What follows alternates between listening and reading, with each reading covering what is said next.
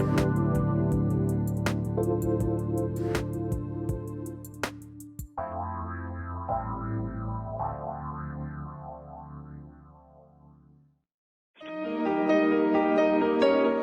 to the Dr. Pat Show. Talk radio to thrive by. Powerful, inspiring, and coming to you live, bringing you stories of people like you and me, busting through and living life full out. Get ready to dare to wonder what your life would be like if you knew you could not fail.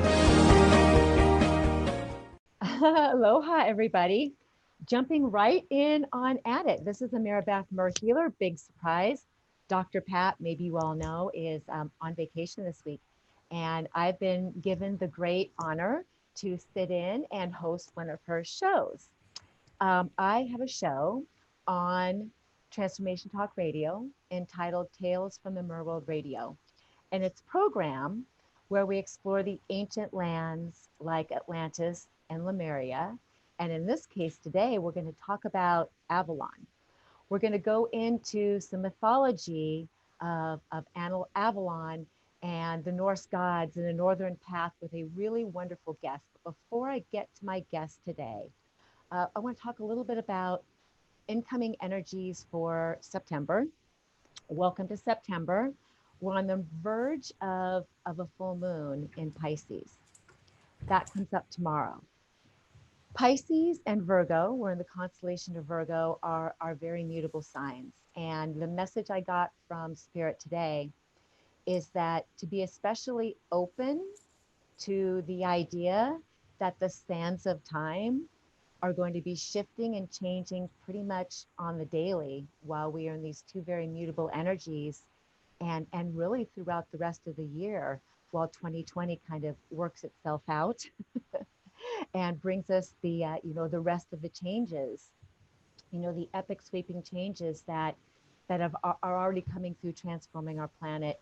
And humans, we get very caught up and attached to sameness. It's very difficult for a lot of us to embrace change.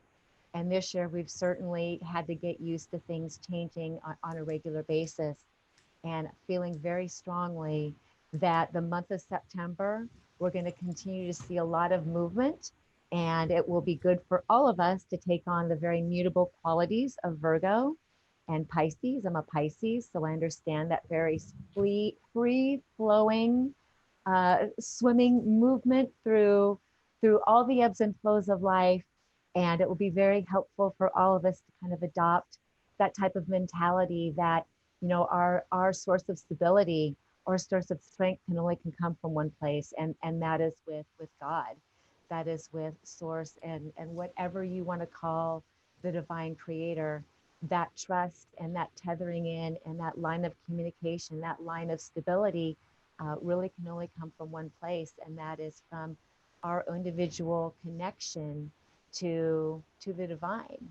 And on that note, I'm very excited to introduce my next guest to you. I really have a great privilege on my show to work with a lot of healers and teachers and messengers of God that I know personally and have personally spent time with and who have affected my life and affected the lives of a lot of the people around me. I first met Jeremy White in Portland, Oregon. Actually, I think I met him in Astoria. Went into his store. He had a shop in Astoria, Oregon on the coast, and met him and just immediately felt the magnificence and the genuine aspects of his personality and for his love for his craft. And got to know Jeremy, even had a reading with Jeremy, a rune reading. And I'm going to get into that story a little bit later. But what I want you to know about Jeremy White is he is the real deal out in the world. He is a white Vitki, a Norse medicine man, priest, shaman, and storyteller. He follows the path of Odin in everything he does, using Elder Futhark, I hope I pronounced that right, as his guide. He is honored to speak Odin's word, to teach his wisdom, and to use magic for healing and awakening. As Vitki, he opens doorways to the unseen and to the ways of our ancestors. This is his purpose, to heal the fairy accord and to mend what was once broken between the divine masculine and divine feminine through the northern gateway as he draws back the veil of the enchantment realms for others to see. I love that term, draws back the veils of the enchantment realms. He's a teacher who knows the old ways, those simple yet profound and magical ways that lead others to great transformation. Jeremy resides in Glastonbury, England, and is a land guardian of the ancient Isle of Avalon. He is available for readings and offers classes so that others can expand and awaken into their own magic and medicine. He is also a speaker and author of Raising the Runes, a shamanic journey through Avalon. And we're going to talk about all of this, everything on Jeremy's resume we're going to get into. And Jeremy's also going to offer us a wonderful meditation a little bit further in the program. So without further ado, Jeremy, thank you so much for coming on Tales from the Mer World Radio. How are you today? I'm great, and I want to thank you for inviting me. It's lovely to be seen out in the wider world. Yes. The reason this is the Northern Gateway's come about, I've always been deep into the myths and magic of the Celtic and Nordic tribes and the history of Avalon further and further back. We associate Glastonbury with a rock festival in the world now, but right. Avalon, the labyrinth on the Tor, the old hill, was carved 10,000 years ago, 5,000 years before Stonehenge.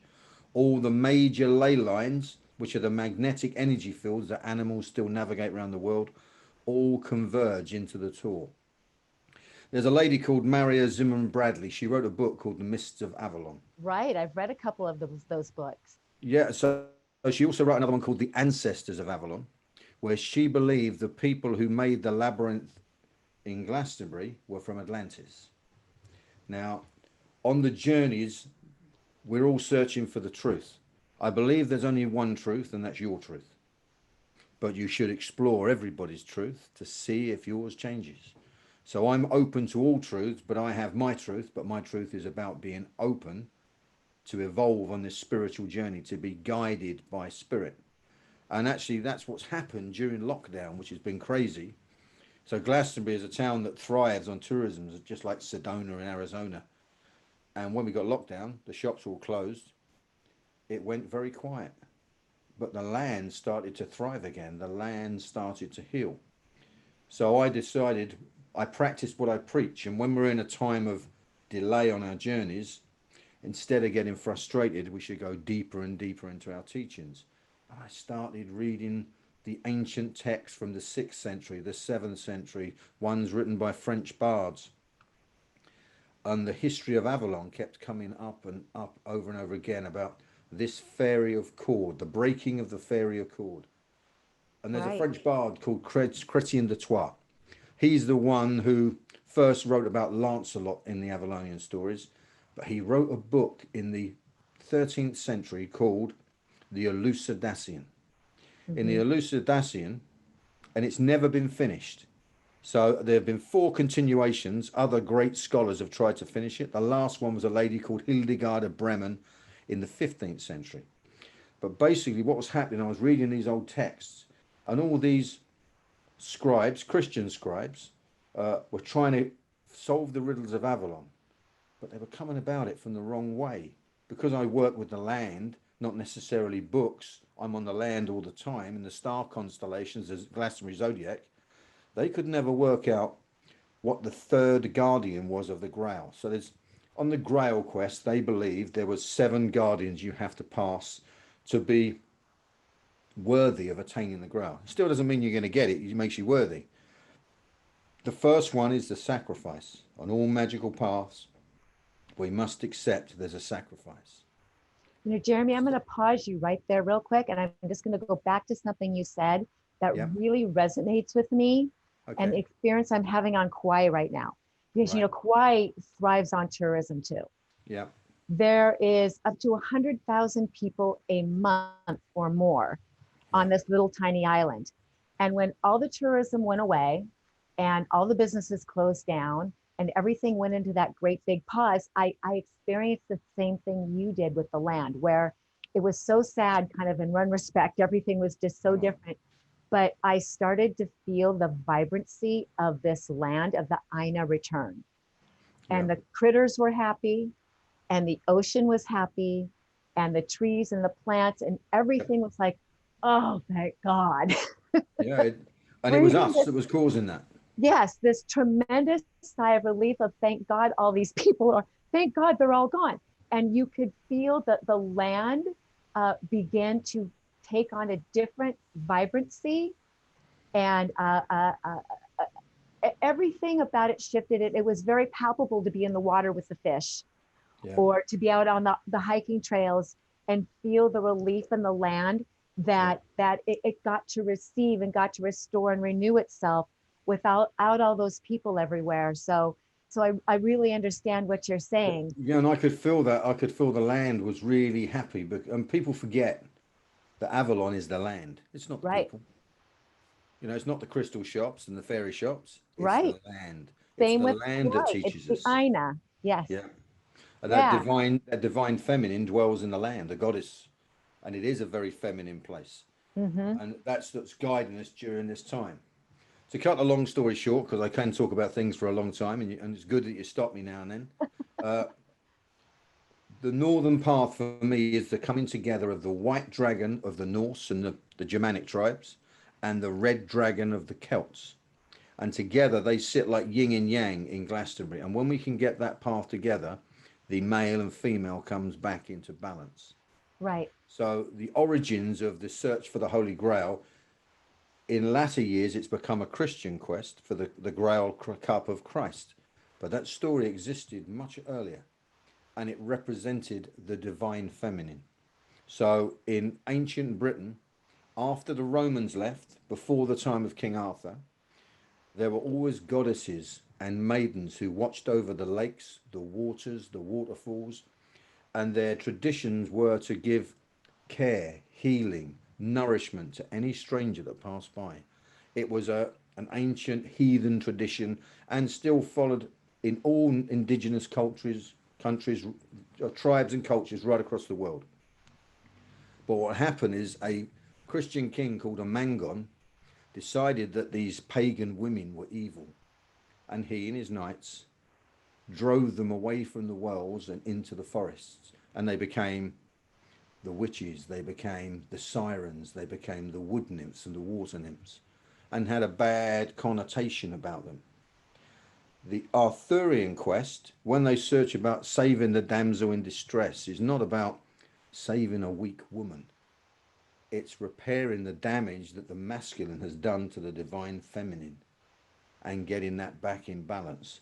And on the Northern Gateway, we try and wake up the knowledge in these stories, the magic that dwells in our DNA of our ancestors, and try and put that back in balance. And there's a very famous fairy bard. His name is Blair Harris, which means actually the hairy fairy. But he's from a long time ago, and he was taken to Arthur's court, and Arthur was trying to repair the damage done by the breaking of the fairy accord. And he said, it's very simple. And he said, why are you trying to repair something in the past? Don't live in the past, live in the present. You're to heal the now, here and now, and set an example to those children who come after. So I believe in this century, because in Britain, 70 years ago, I would have gone to prison for witchcraft. And it's not, it's in living memory. And 70 years in the future, who knows, we might in the future go to prison for it as well. But we have an opportunity to allow people to connect to magic, enchantment and splendor once more, and take their lives from being black and white to multicolored when we connect them back to the divine feminine and back to the earth. And that's what Wonderful. I want to do. Love the conversation. I have so many questions for you. We're going to take a short break. And when we come back, I'm going to let you just jump right back into everything you're explaining and everything that you're sharing. And so I'm going to let my producers take us into break for a second, and we will be right back. Cool.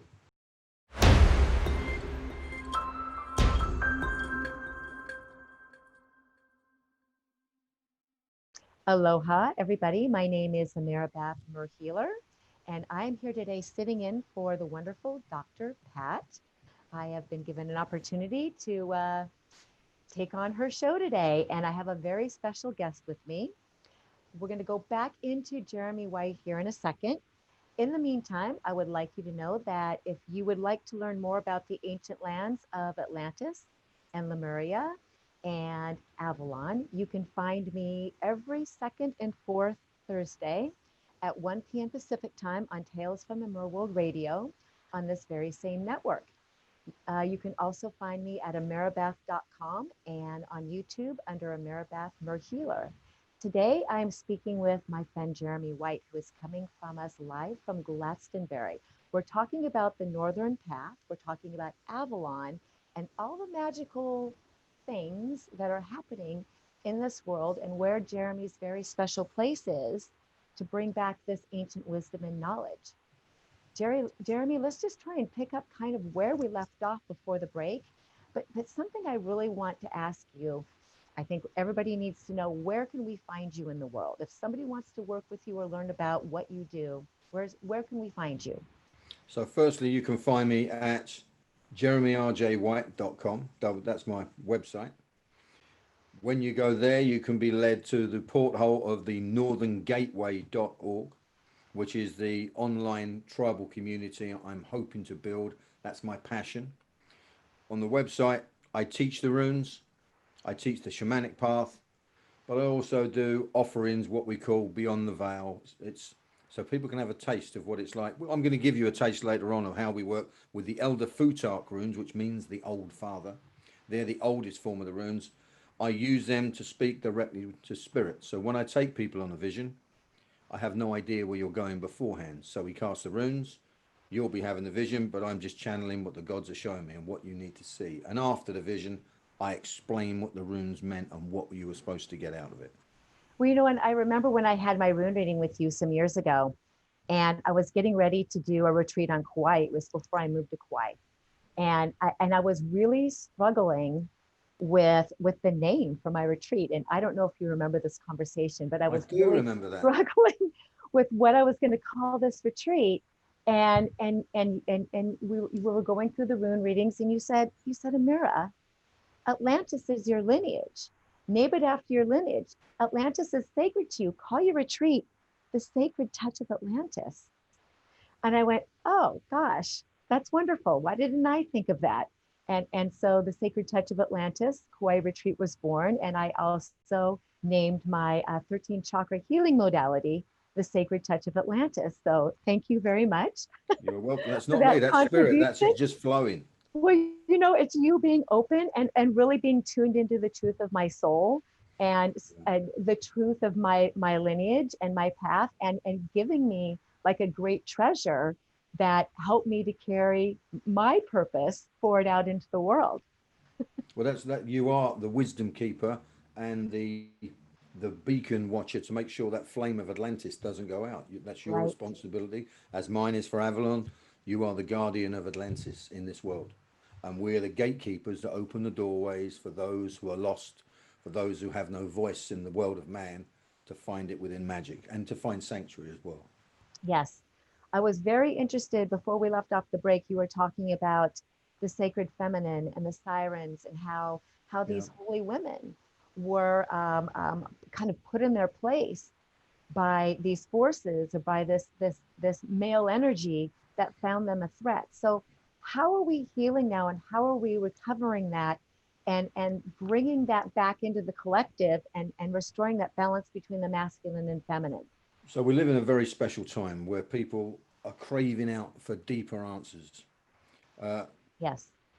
I'm sort of very versed in the ancient history of Avalon, but what's really important is there's a star temple of Avalon where there are 13 zodiac signs, because there are 13 moons in a year and women have 13 cycles in a year, which proves that the earth is female. So for us to start honoring the divine female, we have to get back in right relationship with the land, honoring Mother Earth, that we don't exist without her. She is our home, she has a sanctuary, and we all come from that womb and go back to that womb. divine masculine in the indigenous cultures, Mother Earth, Father Sky, as far back as you remember. We need both in balance. You can't Yes. just have one. Right. And the more Mother Nature's actually putting us in our place at the moment. Right. We've been naughty kids and we're on the naughty step. So we're getting a lesson, you know, and it's a time of inner discovery and remembering that we need community. That is the greatest joy of mankind, to stay in tribes, to know your place in a tribe and where home is. And those things have been lost in the modern world because we seek material satisfaction, which brings Right. no happiness. You know, it's only when you find that spiritual home, you can just go, oh, I got it. I'm home. And that's what I feel that in Glastonbury. And I have a walking thing as well. I call walking with wizards. And I walk people on the land. And what I want to do is open the door so they can have a glimpse of magick and home. I don't want to teach the runes, and I'll tell them some stories, but there are many truths. But they'll find there, in some ways, people will find it through Lemuria. People will find it through star masters. People will find it through fairies. People will find it through their ancestors. We're all Right. coming from different directions, but it's the same magic. Well, and I find that the deeper I go into my own lineage and path, the Atlantean path, the Mer people, you know, Avalon, Lemuria, they all intersect. Even Egyptian mythology, Yep. they all intersect. And you know, you talked about the labyrinth being built by Atlanteans, and Yeah. I absolutely concur with that, because I know that when there was an exodus from Atlantis, and Avalon was, and in the Egyptian societies were birds, that, you know, the wisdom and that knowledge came and laid a foundation, Yep. and was expanded upon by the Avalonian priests and priestesses. So Yep. it's all interconnected, and it's very fascinating to explore it all and let it layer upon each other. Well, it's so obvious, but it's hidden from us. Yeah. So in Glastonbury, Glastonbury itself was like the high sept of Europe, where people came for 21 years to study druidry there, and would go off, men and women. And then they built Glastonbury Abbey on top of it and made it very Christian. But that Right. doesn't stop the medicine that was there before, and people Right. still come to be taught. And druid, the word means tree wise, Mm. to learn from nature. And that's what we're having an awakening to, like you've experienced, and I. Wow, this amazing energy that's coming back from nature at the moment. Right. And those who are empaths who can tune in can understand it. I believe that nature wakes my DNA, and the messages stored in my DNA, and whether those channeled messages come from up there or from within here, they're being released at the right time. Mm-hmm. Indeed. And so tell us a little bit more about, if someone were to come to you and want to learn from you, how would you start? Like, do you start with a reading for them? What kind of So, classes do you offer? All of it. so if somebody wants to find out what I do, the best thing for them to do is come online and have a reading with me, where I don't want to know anything about them. I work with the runes. We find out about their past, their present, and the future, and we ask questions. I cannot change the past. I can help with the present, but I can help you navigate the future. And that's where the runes come in, to change an energy events that are going to come. If they want to take that deeper, they can then learn the runes with me, where they learn to communicate with spirit for themselves.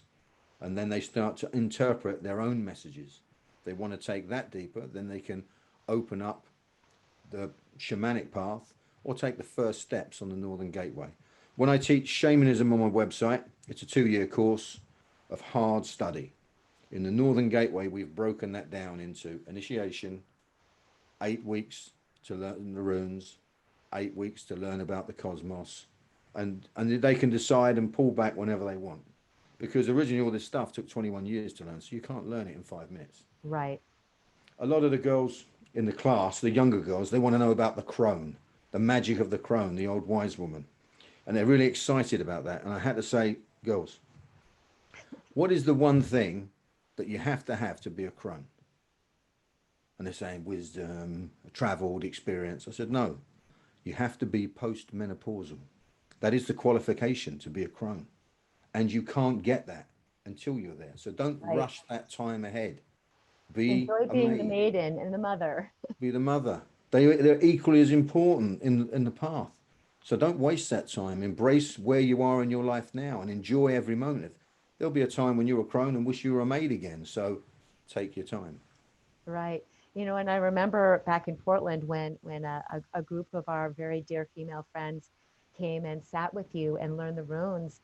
And I remember how excited they all were and how it just moved all their gifts and their superpowers and their ability to connect with the runes and with source. It just moved it to such the next level. And these girls were really good friends of mine, and I really remember the joy and the excitement and how much fun they had, how much fun you made Yeah. it, because you actually help people make their own runes. Can you Yep. talk to us a little bit about that? So the runes are just an alphabet. That's all they are. The symbols are sacred, but it is an alphabet. And I've done readings at an airport on bags of sugar. We're using a biro just to write down what they are because it's the symbol that's sacred. But when you make your own runes, you're making something different. So what you're doing is when they make their runes, I'm a ceramic artist. So they'll pick a symbol that represents them. And then I'll make the runes. I'll carve that symbol into the back of each and every one of the runes. And then when they get them, they'll do their ceremony to make them theirs, and they're never to be given away. If you lose one, you cast the rest in the sea because they become part of you. Right. I still have a couple of the runes around. You gifted me a couple here and there, and I've seen you at some different metaphysical fairs and things like that. And I've lightly learned about what some of them mean.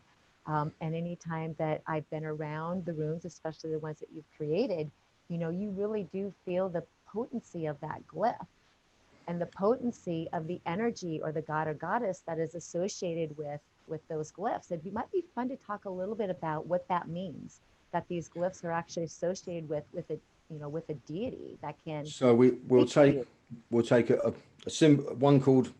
I'll explain first of all how the runes work. So we're at school taught A is for apple, B is for ball. The runes are A is for answers, B is for beginnings. So each alphabetical letter has a spiritual meaning. But we'll take the one B for Bakana, which means new beginnings, fresh starts. It's represented with, excuse me, the birch tree, but also the goddess Frigga, who is the holy mother. You have the maid, the mother of crone, but Bakana is the goddess. She who knows everything but says nothing because she just watches and cares for her children below her. So that one rune has a mystical meaning, which is for readings. It has a mythical meaning, which is the story of the goddess Frigga, the holy mother. Then it has a magical meaning where you use it as the birch tree to bring about change in people's lives. Amazing. So before we go into your meditation, and we need to allot about 15 minutes for that, what do you most want people to know about what is important to you to share with all of us?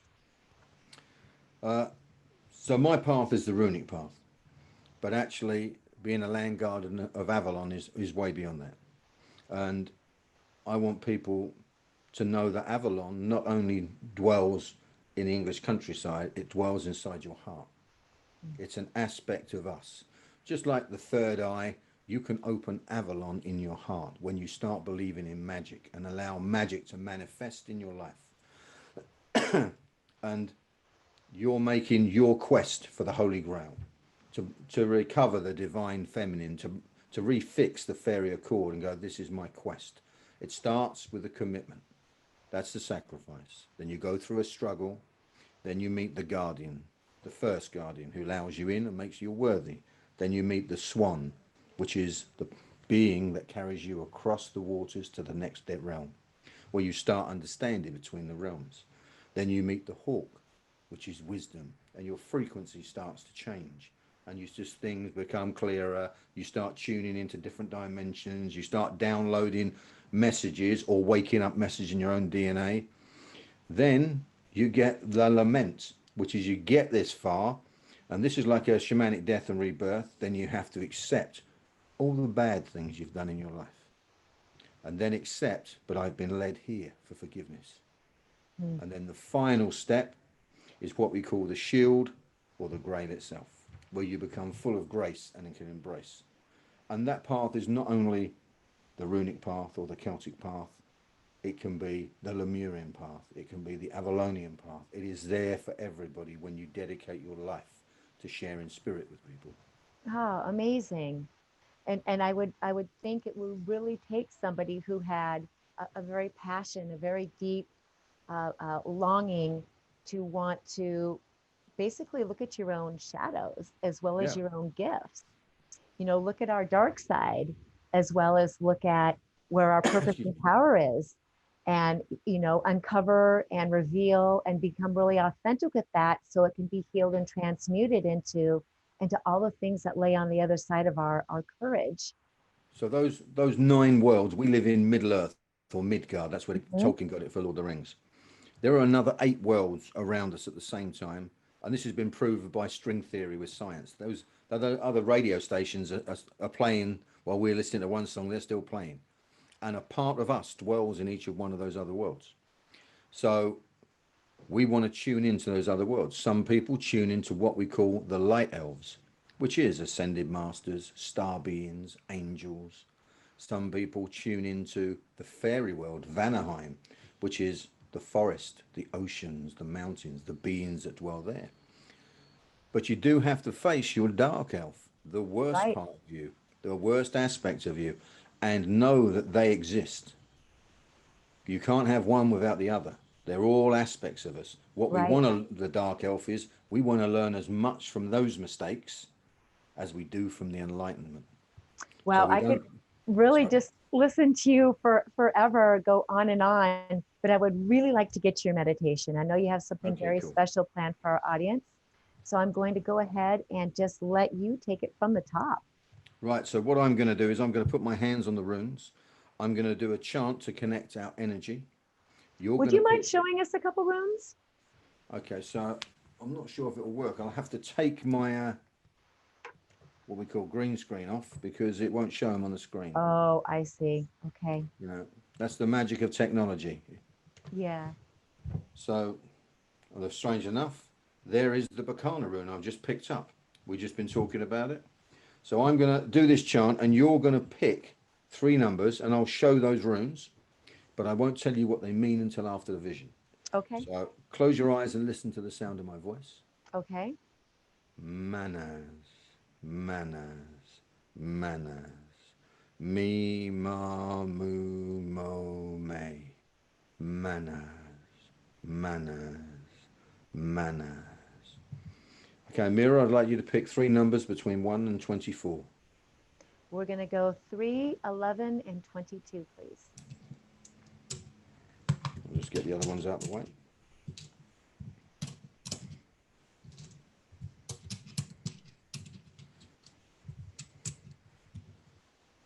So I'm going to show you the runes I got, which is this is Algiz, this one is Kenaz, and that one is called Now These. I'll explain what they mean after I throw them down. So I'm going to shake them and you're going to tell me when to throw them. Okay.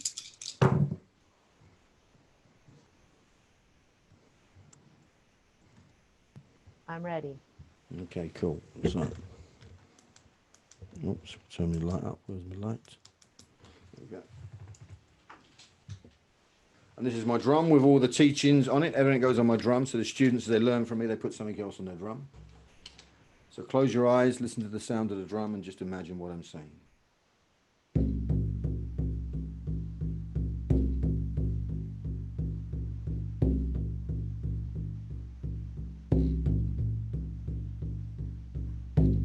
Fail, Uras, Thoras, Ansus, Rado, Kennas, Gibo, Wunjo, Hegalas, Naudis, Isa, Yara,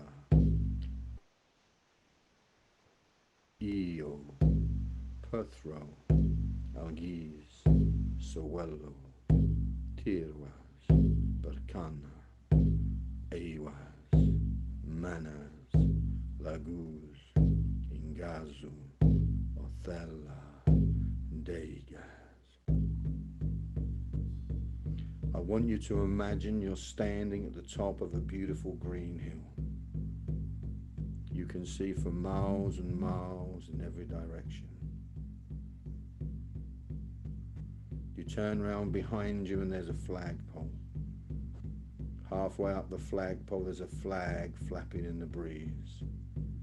I want you to look at the shape of the flag, the colour of the flag. Are there any symbols or patterns on the flag? When it's completely clear, untie the rope and raise the flag to the very top, telling the world of spirit you are ready to receive the wisdom.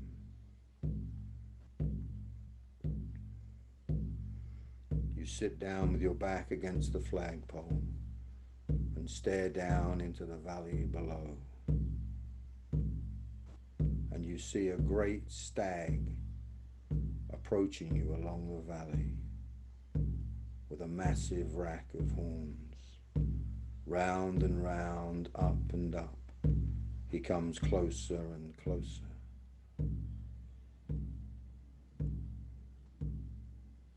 Right at the very top, he bows his head and tells you to climb onto his shoulders. But before you do, you tie a golden thread around your waist and to the flagpole, so you can easily bring yourself home. The stag turns and leaps off the hill into the sky above the valley. You hold on to his antlers as he flies back in time.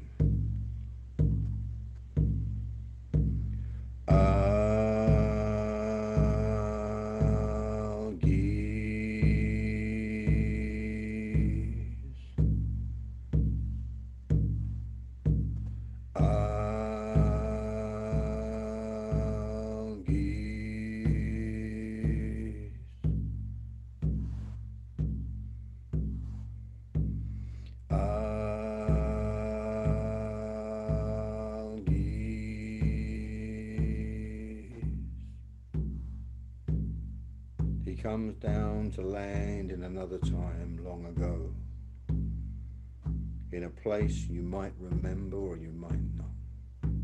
What time are you in?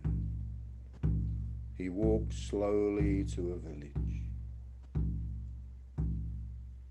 and there in the center of the village is a monument. You climb down from the stag.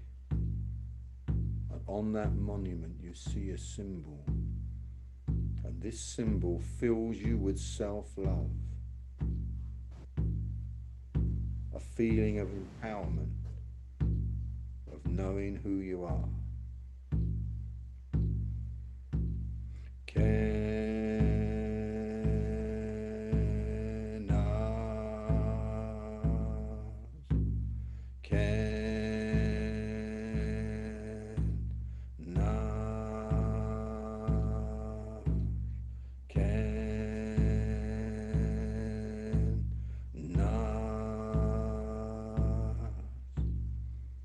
Climb back on the stag and you wander through the village, feeling strong, feeling protected, and you come across a woman who is tethered to a pole at the end of the village for some crime or persecution. Why is she tied up? Ask her. And if she is not worthy to be bound, then you have the right to set her free. Make your decision and decide whether she deserves to go free or she deserves her punishment. Now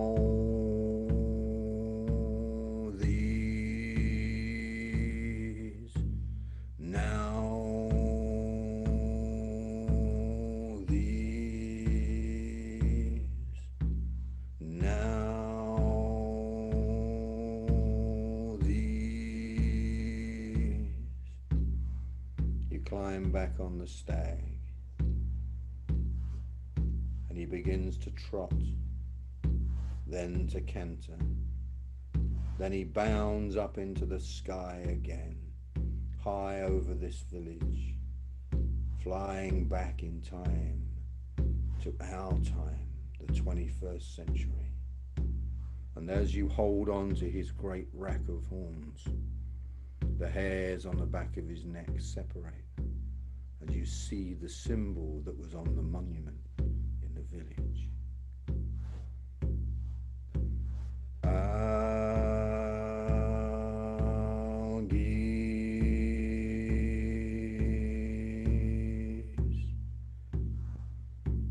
Yakuna, Yakuna, Yakuna, Yakuna, Yakuna.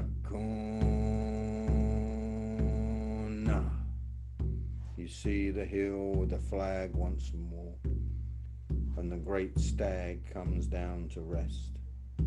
He kneels down at the front to allow you to climb down. He bows his head in respect and leaps once more into the sky. You untie the flag on the flagpole and lower it once more to half-mast. You remember what time you went back to.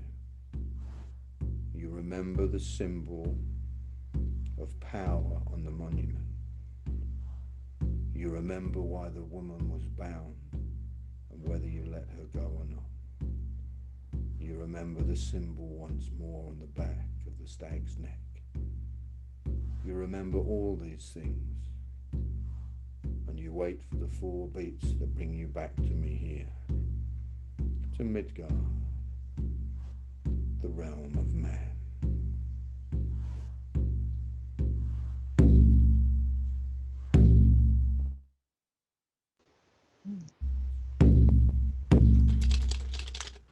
Okay, reground yourself back with me, sister. Okay. So, firstly, this is the algaes, the stag. It is the rune of self-love and empowerment. But you could only find that symbol when you went Kenaz. You shone a torch back in the past. You had to go backwards to find your power. And once you found your power, you made the decision of whether to let the woman go or she says that she pays her price. I never know where you're going, and I just like spirit to guide me in the vision. So what was your flag, Ameera? You know, I saw the American flag of freedom. Right, cool. Freedom and sovereignty. Yeah, and what time did you go back to? I went on that stag and we went right into the water and we swam down to the Mer World. And what was the symbol you saw? The symbol was, I have a sacred symbol that was given to me via one of our sisters. And that symbol was very clearly on the monument. I was very clearly told it is time to fully embrace and utilize that symbol and everything that it means. And why was the woman bound? The woman was me. And why was she bound? She was bound. It was a self-imposed or self-punishment or a tethering of her true potential, of my true potential out into the world. And of course, I unbound her and she embraced me and we merged and got back up on that stag and ready to go to next level, you know, next level for purpose. Yeah, and that's exactly really what those runes mean. This one's a really interesting rune now, these. It means the need for rubbing two sticks together, what's necessary in your life. But 10 years ago, I met an old German woman who was in her 80s. And she said, when you're doing a reading for a woman, it means something different. I said, explain. And she said, represents a young girl walking through the orchard. She comes to a tree with a golden apple. It's everything she wants. But she can't climb the tree and she can't jump because she carries a big bag of luggage. And it's time, it looks like a pair of scissors, as she put it, to cut it free. Mm-hmm. So when I'm in a vision, it all depends where it guides me. I hope you enjoyed that. I did. It was really wonderful. And I brought a part of myself back from the Mer World. Beautiful. That was waiting to return. And just assist me on going in life. Jeremy, thank you so much. And How are please we doing share for time, again. sister? Just a couple of minutes, and I want you to share again where we can find you in the world if we would like to get to know you better. So I'm doing 3 offerings at the moment. The one is the northerngateway.org. The next initiation starts on the 19th of October. My own personal website, which is jeremyjrwhite.com. I offer readings, healings, and storytelling there. I'm doing a thing called Beyond the Veil, so people can get a taster of what the Northern Gateway's like, where I tell stories and we do visions like this, and I'll interpret them for them. The next one of that is on the Saturday, the 12th at 7 p.m. UK time, which is 11 a.m. Pacific Standard Time. Okay, excellent. And I sure hope that anybody who views this broadcast either now or in the future and listen to that amazing meditation that we just did together, and I feel like when you share something like that publicly, not only does it affect me and Yeah. assist me, but anybody tuning in, can take that journey as well and rediscover or bring back parts of themselves through that meditation. Well, Yeah. we're the guardians of the magic and the medicine. So my job is to share the magic of Avalon as far and wide as I can, so others can tap into that energy and use it to heal those they come in contact with. Right. And As right for you with now, the Atlantean energy. magic and the return to that magical child Yeah, that is within us, that child that was birthed into this world yeah, pure and open and ready to receive, that life kind of like can beat out of us here and there, yeah. like a return to the magical ways. I feel that's one of the most important lessons or teachings into going into these mythologies. People wonder, like, what's the use of this? Well, the use is to return that magic to our spirit and that knowledge that we are so much more. Our cells and our DNA have so much more. Our soul has so much more than just this experience that we have here on earth. There really is so much more. Well, there's a story I tell on the first initiation, which is called The Wooing of Attain. And it's a story that's probably at least 1600 years old. And it's about magic and the fairy kingdoms and fairy magic.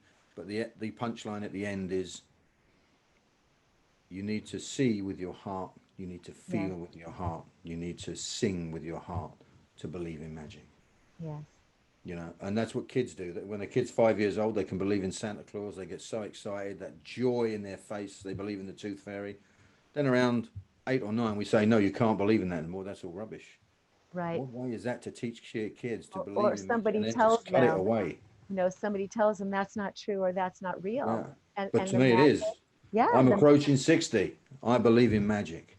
And I want to and touch people and share magic wherever I can. exactly. And this is why I do my Atlantean channel and talk about the Mer people, because I really do believe that in the not so off future, as the veils continue to drop, those Yeah. of us who are in touch with the magic, even if we don't see it with our physical eyes, because we see it with our heart, Yeah. when we start to be with those creatures in the 3D, on this Yeah. planet, it's going to be like, oh, well, I knew you were there the whole time. And now here you are. I can touch you. I can communicate with you in real time, not only in this magical realm, for those of us who have been teaching and preparing, that's just going to be something that happens just instantaneously and seamlessly.